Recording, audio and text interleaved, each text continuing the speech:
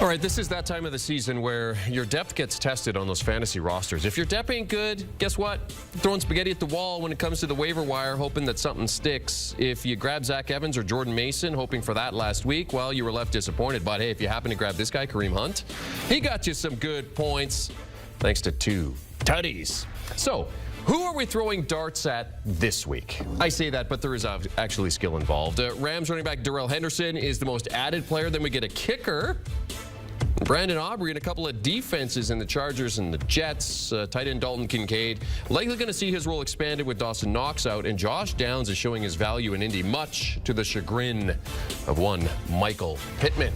All right, so let's talk fantasy with Dave Richard here in studio. Heath Cummings joins us via Zoom here. All right, so let's start with the most added player, Dave, Darrell Henderson. Your thoughts on him being added? Because I was on the fence whether or not to bring him in, considering that running back situation is very complicated. Well, do you need a running back for the next 3 weeks? If you do, this is a pretty darn good one to get, because we've seen Rams running backs do exceptionally well this year, certainly better than expectation in the case of Kyren Williams, and certainly better than expectation last. I don't even know what the expectations were last week for the Rams, but Henderson was splitting series with Royce Freeman, and he was actually a little bit better. And Freeman was good. Henderson was better. Henderson was better out of the backfield as a pass catcher, definitely better in pass protection. He's got a little bit more juice, and so fantasy managers are going to gravitate to him as a low-end RB2 for the next 3 games, 4 weeks for the LA Rams. Remember, they have a bye in there. And then after that span, he might be the 1B back behind Kyren Williams, but when Kyren Williams has been healthy,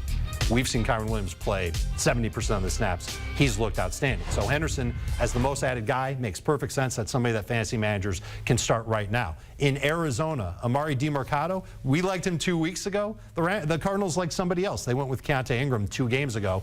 Ingram stunk, and then Demercado, who played more snaps than Ingram in that game, actually ended up being their guy in week number 7, and he wasn't bad. He's a good pass catcher. He's got a little bit of burst to him, Jeremy. He can be a pretty decent running back. He's got 2 games to show that he can be a contributor to Arizona. But once James Conner comes back, if it is 2 games, Demercado is going to go back to being a passing downs back, might be good for 6 PPR points. Oh, by the way, the 2 games that he's playing without James Conner the next 2 weeks against Baltimore and Cleveland. Good luck, Amari. Yeah, right. You're looking at being kind of a low-end flex, even in full PPR. I'm not excited about starting him at all. And I think if you picked up Emari Demercado, hopefully you don't need to use him. Maybe you trade him. Right. But you shouldn't be excited to start him in fantasy play. But then if he shows out the next couple of weeks, then it presents a problem, certainly, for the Arizona Cardinals as James Conner comes back. As you mentioned, Conner kind of murkies the water there a little bit when it comes to that situation. Heath, a guy that you wanted to talk about, Pierre Strong. Give us your thoughts on him. Yeah, I mean, I think he's definitely going to go for less fab than the 2 guys Dave talked about. But I'm not so sure that he has any less long-term upside. This running back room for Cleveland, there's obviously more opportunity for the next week or 2 while Jerome Ford deals with this high ankle sprain. Allegedly a low-grade high ankle sprain, but I'm not sure there's a such thing. All high ankle sprains pretty serious for running backs. But Strong is the fastest running back on this Browns team. He has 31 career carries that he's turned into 202 yards. That's 6.5 yards per pop. Has definitely been the most efficient rusher for the Browns since Nick Chubb went down. Now he's going to get an extended opportunity with really his only competition being Kareem Hunt, who, you're right, he got the touchdowns. He's going to do more in the passing game, but he's not running the ball very well right now. He does not have the juice that he used to. I wouldn't be all that surprised if Pierre Strong works himself into a place to where when Jerome Ford does come back, it's Ford and Strong, and Hunt's not getting as many touches. And there's no reason to believe that Strong couldn't beat out Jerome Ford, especially if Ford is hobbled by that ankle sprain. So I'm adding Pierre Strong for $1, just trying to put him on my bench and see what happens over the next week or 2. More of a stash play at this point in time with Pierre Strong, and then kind of see where things go. Speaking of stash plays, I mean, I see Gardner Minshew's name atop a number of lists in terms of adding quarterbacks if you need it this week. But Dave, is he a grab and start, or is he a grab and stash? We're playing 3D chess with Gardner Minshew. Don't want to use him in week number 8, and you don't have to. Maybe you do if you've got Justin Fields as your quarterback, because Justin Fields isn't going to play. But nobody's on bye in week number 8. But in week number 9, we've got Jared Goff on bye. We've got Trevor Lawrence on bye. Week number 10, we've got some serious stud quarterbacks on bye. And Gardner Minshew fits the bill as a quarterback that you could use as a bye week replacement. You're just getting ahead of it by 1 week. That's all you're doing with with Gardner Minshew. I'm not going to sit here and say that he's a must-start fantasy quarterback, but he's one of the best bye-week quarterbacks for the next 2 weeks, specifically Week 9, because of the matchups he has and because of what he's done while taking over for Anthony Richardson in Indianapolis. If he can just keep those turnovers down, I mean, he'd be a big point. He'd be amazing, but I don't know if you can count on him for that. Yeah, exactly. And a name, Heath, a name we haven't heard in a while. Kyler Murray is a guy that you're looking at.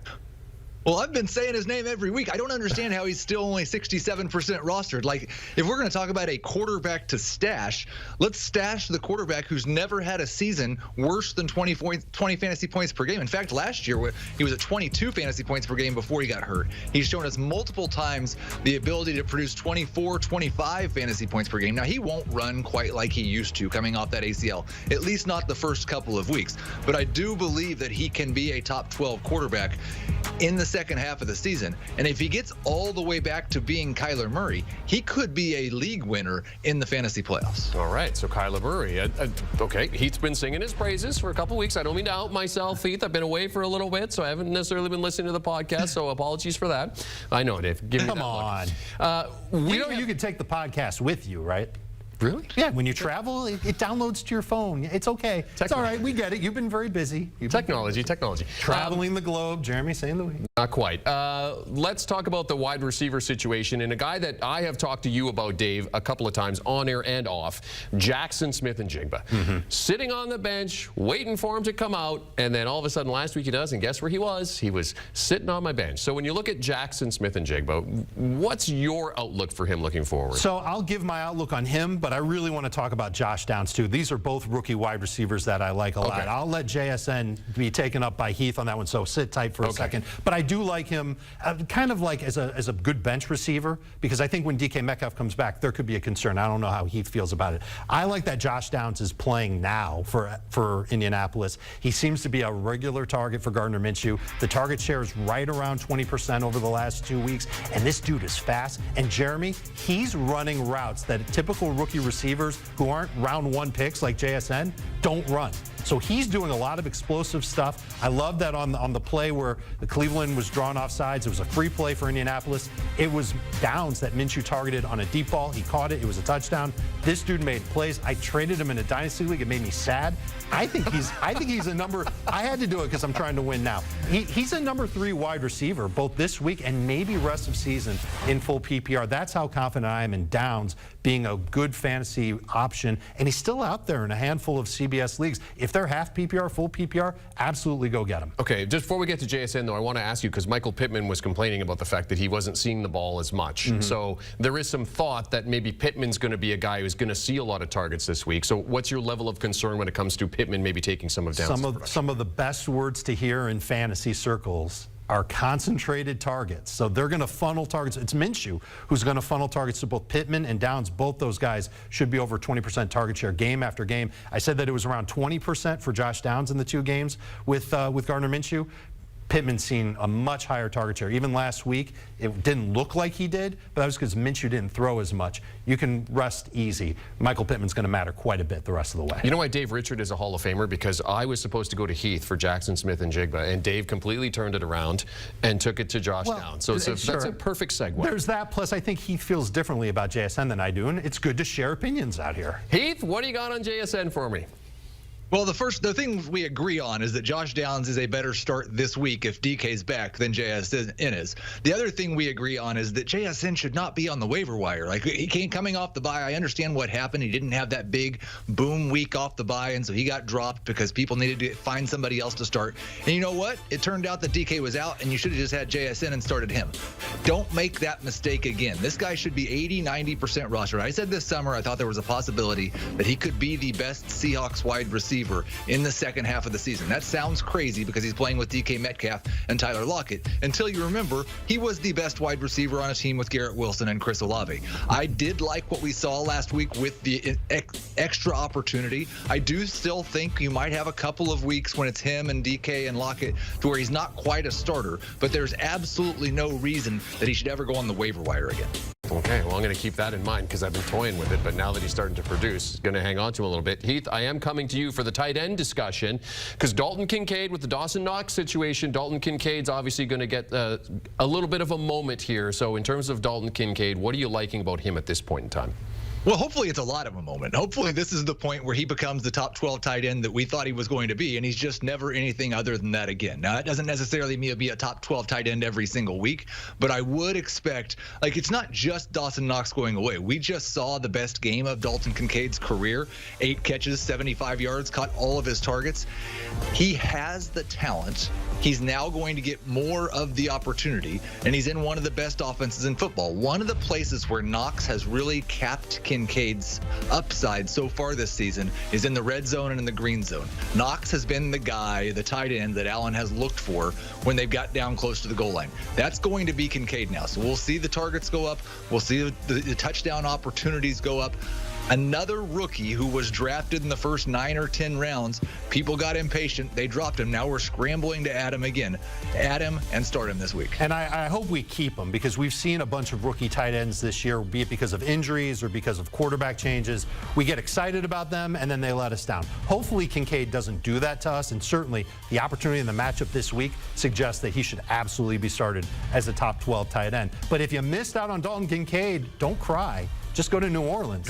People don't cry in New Orleans. Taysom Hill is back, and he's being used in a completely different way, Jeremy. We're used to seeing Taysom Hill, maybe he throws a pass. Usually he just runs the ball. Now we're seeing him get targets as a legitimate tight end. 13 targets over his last 2 games, 11 catches in those games, 99 yards, but a touchdown, doesn't have one. I think that he's going to continue to be a decent streamer at tight end with the opportunities to score a rushing touchdown. We might have seen that over the last couple of weeks for him in this offense. He's been a utility player for them.